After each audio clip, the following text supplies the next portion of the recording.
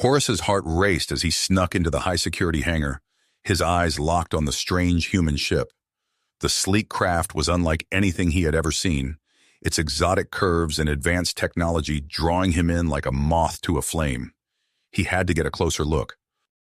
As a Rakari pilot, Horace had been fighting the humans for years, but he had never had the chance to study their ships up close. Now, with this one in his grasp, he could finally unlock the secrets of their superior technology and turn the tide of the war in his people's favor. But there was a problem. The ship's human pilot, a man named Brian Warren, was being held prisoner in a nearby cell. If Horace wanted to take the ship for a spin, he would need Brian's help to operate the foreign controls. Horace's hand hovered over his blaster as he approached the holding cell. He knew he was taking a huge risk by even considering working with the enemy, but his curiosity overrode his ingrained mistrust. With a deep breath, Horace deactivated the cell's energy barrier and stepped inside. Brian looked up at him with wary eyes, his battered face a testament to the Rakari's brutal interrogation methods. "I have a proposition for you, human," Horace said, his voice low and urgent. "I want to fly your ship, and I need your help to do it. In return, I'll help you escape." Brian's eyes narrowed, but Horace could see the glimmer of hope in their depths. The human pilot knew this was his only chance at freedom. As Brian slowly nodded his agreement, Horace felt a thrill of excitement course through his veins. He was about to embark on the most daring mission of his life, and the fate of the galaxy hung in the balance. As Horace dismissed the guards and technicians from the hangar, his heart raced with anticipation. He approached the human ship, marveling at its exotic design and advanced technology. The sleek craft seemed to call out to him, promising untold secrets and possibilities. Just as Horace ran his hand along the smooth hull, a sound from the shadows made him whirl around, his hand instinctively reaching for his blaster. To his shock, he found himself face to face with the human pilot, Brian Warren, who had somehow escaped from his cell. For a tense moment, the two pilots stared each other down, each recognizing the skill and dedication in the other's eyes. Despite the language barrier, they tentatively began to communicate through gestures and broken phrases, their shared love of flying forming a tenuous connection. As Brian explained the basic controls of his ship, Horace felt a growing sense of excitement. Here was the chance he had been waiting for, an opportunity to experience the thrill of flying a human craft and unlock its secrets. But the risks were immense, and Horace found himself torn between duty and desire. Sensing Horace's hesitation, Brian made a bold proposal. If Horace helped him escape, Brian would let him fly the ship himself. In that moment, the temptation proved too great to resist. With a nod of agreement, Horace sealed their unlikely partnership. Throughout the night, they worked together to plot their daring escape. Horace focused on disabling the hangar's security systems and drawing away patrols, his knowledge of the Rakari base proving invaluable. Meanwhile, Brian poured himself into repairing the damage to his ship, his hands flying over the controls with practiced ease. As dawn approached, the base began to stir, and the two pilots knew it was now or never. With a tense nod, they prepared to make their move. Brian slid into the cockpit, the ship humming to life under his touch. Horace climbed into the unfamiliar co-pilot's seat, his heart pounding with a mix of fear and exhilaration. In a roar of engines, the human ship blasted out of the hangar, alarms blaring in its wake. Rakari fighters scrambled to intercept, and the chase was on. Brian pushed the craft to its limits, his skills as a pilot put to the ultimate test as they wove and dodged through the skies of Zathir Prime. For Horace, the experience was unlike anything he had ever known. The speed, the power, the sheer responsiveness of the human ship left him breathless.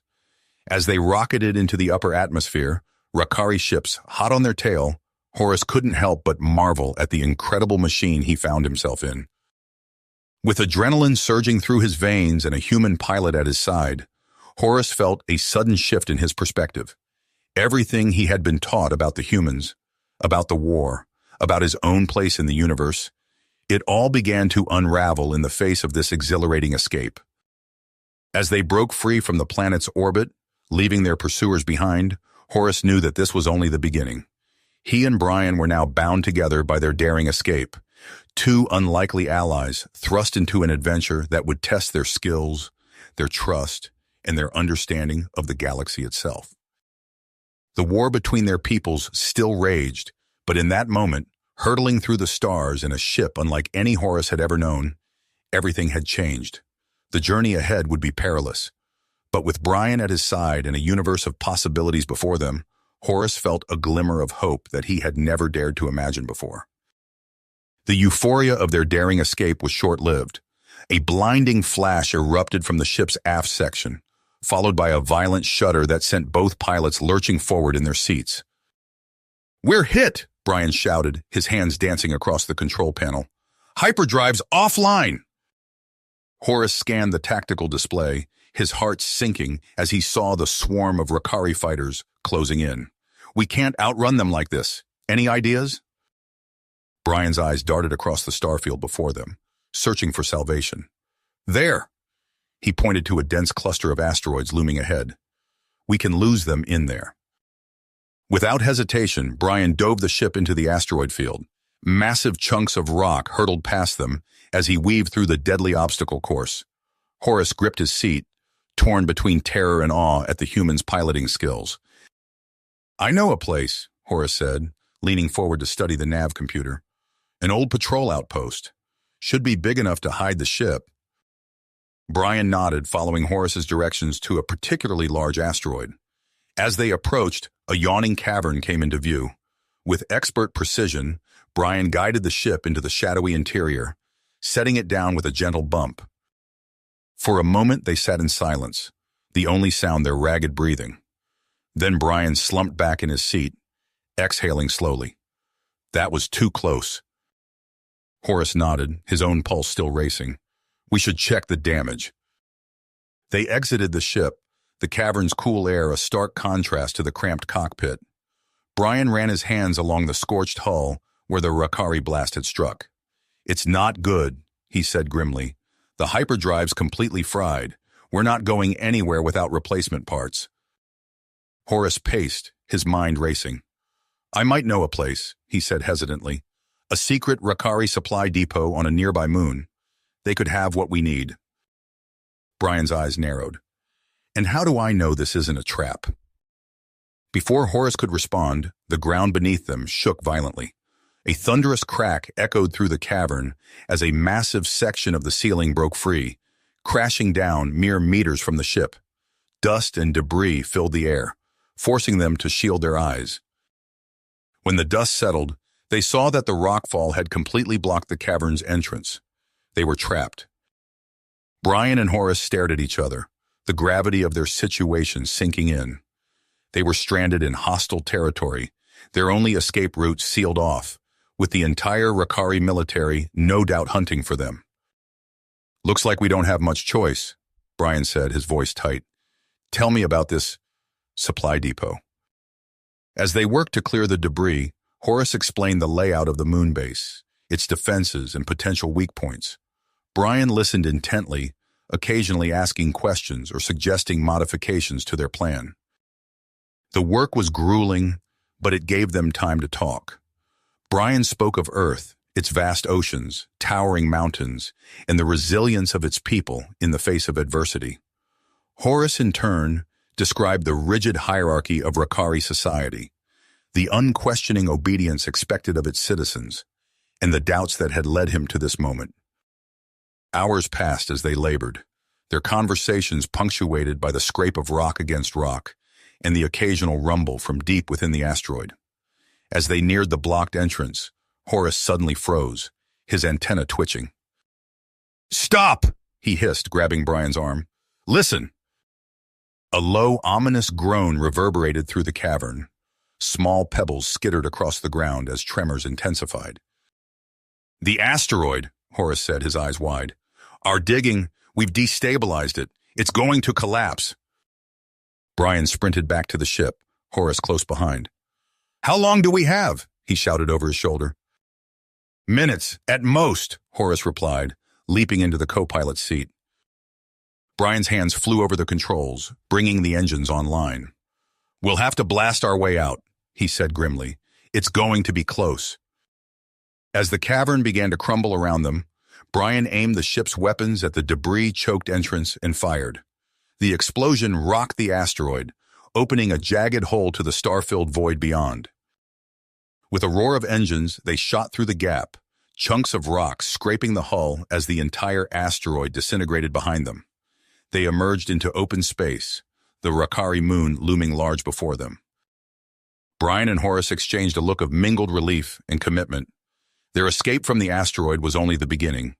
Now they faced an even greater challenge, infiltrating the Rakari supply depot and securing the parts they needed to repair the ship.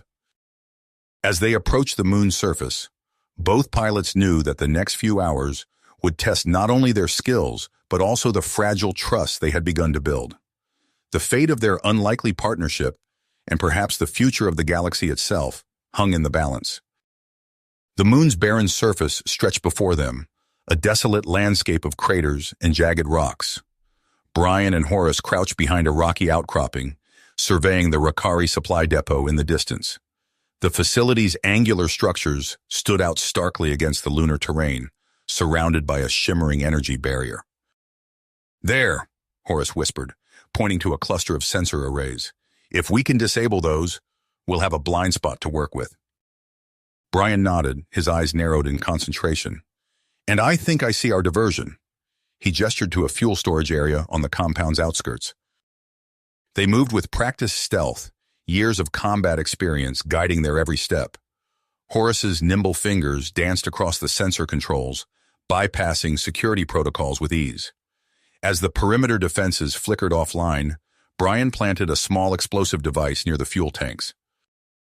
"On my mark," Brian breathed, finger hovering over the detonator. 3, 2, 1. The explosion rocked the compound, a fireball blooming into the airless void. Alarms blared as Rakari troops rushed to contain the blaze. In the chaos, Brian and Horace slipped inside, hugging the shadows as they made their way to the storage hangar. The cavernous space was filled with rows of shelving units, each laden with gleaming components. Horace's eyes lit up as he scanned the inventory. "There," he hissed, grabbing a hyperdrive regulator. "This is exactly what we need." As they hurriedly gathered parts, a door hissed open. A startled technician stood frozen in the entrance, eyes wide with shock. For a heartbeat, no one moved. Then the Rakari lunged for an alarm panel. "Run!" Brian shouted, clutching their hard-won prizes as they bolted from the hangar. Sirens wailed as they raced through winding corridors, the sound of heavy footfalls echoing behind them. Horace yanked Brian into a narrow maintenance shaft, the human barely squeezing through the tight space. "This way," Horace panted, leading them through a maze of service tunnels. "We can circle back to the landing pad." They emerged into a dimly lit corridor, only to find themselves face to face with a squad of Rakari soldiers. Without hesitation, Brian hurled a component at the lead guard, stunning him long enough for Horace to disarm and incapacitate him. The two pilots fought back to back, a whirlwind of strikes and counterstrikes. As the last guard fell, Brian grabbed Horace's arm. "We need to move. Now!" They sprinted for the exit, alarms blaring in their wake. The human ship came into view, a beacon of hope amid the chaos. They scrambled up the boarding ramp as energy blasts sizzled past their heads. Brian threw himself into the pilot's seat, fingers flying across the controls. The engines roared to life as Horace strapped himself in, heart pounding. They lifted off in a storm of weapons fire, the ship shuddering as it took hits. "Horace, I need you on weapons," Brian called out, juking the ship to avoid a barrage of missiles. Horace's hands trembled as he gripped the unfamiliar controls. I don't know how to." "Just like the simulations," Brian encouraged, guiding him through the targeting system. "Trust your instincts." A squad of Rakari fighters screamed toward them, weapons blazing. Horace took a deep breath, centering himself. He squeezed the trigger, and a stream of energy bolts erupted from the ship's guns. The lead fighter exploded in a silent fireball. "I did it!" Horace exclaimed, a grin spreading across his face. "Great shot!" Brian whooped. "Now do it again!" The dogfight was a blur of motion and light. Brian's piloting was nothing short of miraculous. weaving through the swarm of enemy ships with impossible grace. Horace found himself anticipating Brian's moves, their actions in perfect sync as they downed fighter after fighter. As the last pursuer spiraled away in flames, Brian punched in the coordinates for a slipstream jump. "Hold on," he warned. "This is going to be rough." The stars stretched into lines of light, and then they were hurtling through the slipstream. But something was wrong. The ship bucked and shuddered, alarms blaring from every console. "The hyperdrive's failing," Brian shouted over the din. "We're dropping out." They emerged from slipstream with a bone-jarring jolt, systems flickering and dying around them. As the last emergency lights faded, they found themselves adrift in the endless void of deep space. For a long moment, they sat in a stunned silence, the magnitude of their situation sinking in. Then Brian unbuckled his harness. "We need to assess the damage. Come on." They worked in grim silence, rerouting power and sealing hull breaches. As the hours wore on, the reality of their predicament became clear. They were stranded, their air slowly running out, with no way to call for help. In a quiet moment, as they huddled in the dimly lit cockpit, Horace turned to Brian. I need to tell you something." I need to tell you something," Horace said, his voice barely above a whisper, "about why I really defected." Brian leaned forward, his eyes searching Horace's face in the dim emergency lighting. But before the Rakari could continue, a violent shudder ran through the ship. Warning klaxons blared as the life support system sputtered and died. "Later," Brian said grimly, springing into action. "Right now, we need to focus on staying alive." For days, they worked tirelessly, scavenging parts and rewiring systems. Sleep came in fitful bursts, their bodies pushed to the limit. Finally, after what felt like an eternity, the ship's core systems flickered back to life. "We've got basic life support," Brian announced, wiping sweat from his brow, "and just enough power for sublight engines. It's not much, but it'll have to do." Horace studied the nav computer, his antennae twitching. "There's a habitable planet not far, Caris V. If we can make it there." Brian nodded, setting their course. As they limped towards the planet, tensions eased slightly. They shared rations, swapped stories, and for a moment, it seemed their ordeal might be nearing its end. But as they entered the Kari system, Horace's face fell. "No," he breathed, staring at the tactical display. "It can't be." Brian leaned over, his stomach dropping, as he saw the swarm of Rakari military vessels in orbit. "They've locked it down," he said, voice tight. "Because of us." With no other options, they pushed onwards, aiming for a remote region far from the planet's settlements. The ship groaned and shuddered as they entered the atmosphere, systems failing one by one. "Brace for impact!" Brian shouted as the ground rushed up to meet them. With a bone-jarring crash, they slammed into a rocky mountainside. For several long moments, they sat stunned, ears ringing. Slowly, painfully, they extracted themselves from the wreckage. As they surveyed the crumpled hull, the finality of their situation sank in. "We're not getting off this rock, are we?" Brian asked quietly. Horace shook his head. "Not in that, at least." He turned, gazing out at the harsh alien landscape stretching before them. "We should gather what we can carry. Find shelter before nightfall." They salvaged medical supplies, rations, and survival gear from the ship. As the planet's twin suns began to set, casting long shadows across the rugged terrain, they set off into the wilderness. Days passed in a grueling trek through the mountainous region. They rationed their supplies carefully, knowing each meal could be their last. On the third night, as they huddled for warmth in the lee of a great boulder, Brian turned to Horace. "So," he said softly, "what was it you wanted to tell me? Back on the ship?"